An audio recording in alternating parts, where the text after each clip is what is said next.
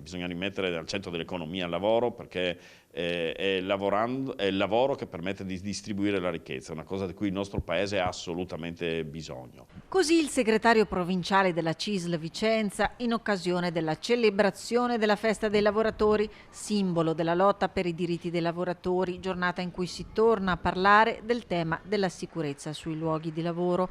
Basti pensare che lo scorso anno il Veneto è risultato al secondo posto a livello nazionale per morti sul lavoro. Dal quadro tracciato dal sindacato emerge una fotografia di Vicenza, per cui la CISL punta a sensibilizzare e a formare una cultura della sicurezza tra i lavoratori, ma in cui si mette al contempo in luce la carenza di organici all'interno delle strutture ispettive. Abbiamo fatto una grandissima denuncia. A Vicenza, in provincia di Vicenza, sono sotto organico tutte le strutture ispettive. Allora, INPS, INAIL, SPISAL, ITL, l'ex ispettorato del lavoro, tutte sotto organico, fin la questura è in maniera importante sotto organico.